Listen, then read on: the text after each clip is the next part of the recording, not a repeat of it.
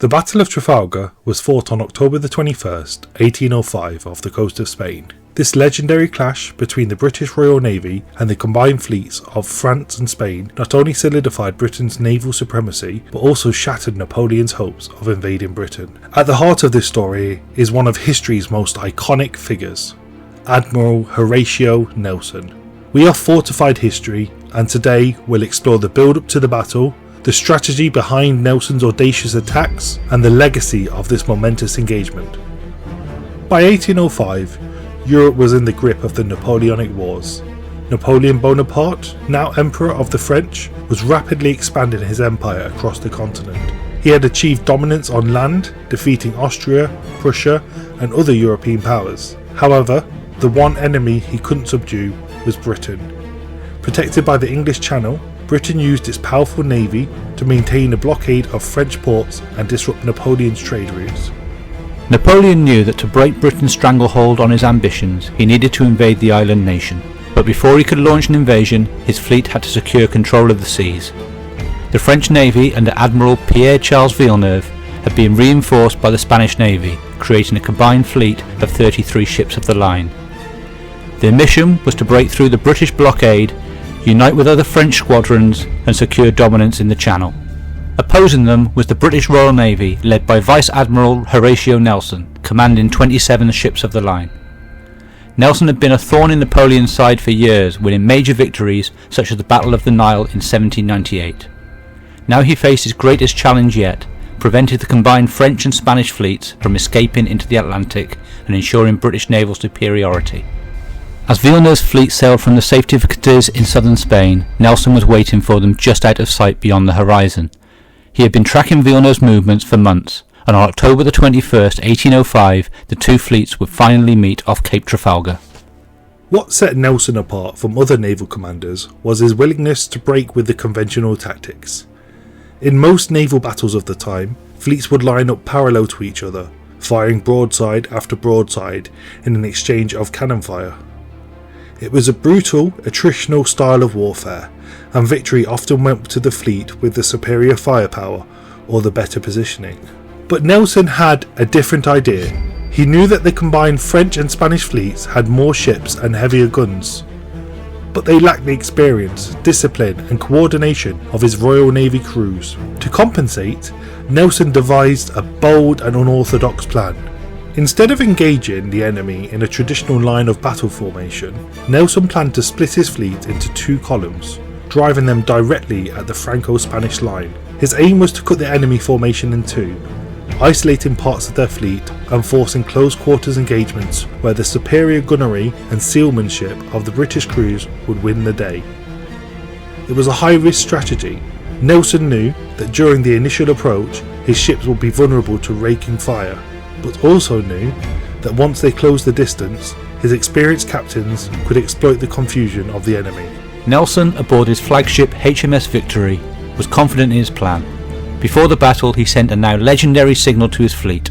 England expects that every man will do his duty. His men, fiercely loyal to the Admiral, were ready to follow him into the fray. The morning of October 21st dawned with light winds and clear skies, perfect conditions for a decisive naval engagement. Around noon, Nelson's two columns began their approach. Leading one column was Nelson himself aboard the Victory, while Vice Admiral Cuthbert Collingwood led the other column aboard HMS Royal Sovereign. As Nelson's ship sailed towards the Franco-Spanish fleet, they endured heavy fire, but the British crews remained disciplined, patiently waiting until they could engage at close range. Nelson's Victory targeted the French flagship Beau Centaure, commanded by Admiral Villeneuve, and raked its stern with a devastating broadside, causing chaos on the French ship. Nelson's fleet then pressed into the heart of the enemy formation, sowing confusion among the less experienced French and Spanish sailors. Vice Admiral Collingwood in the Royal Sovereign was the first to break through the Franco-Spanish line, attacking the Spanish ship Santa Ana at point-blank range. His daring action set the tone for the rest of the British fleet, which followed in close succession, cutting through the enemy ships and engaging them in fierce one-on-one combat.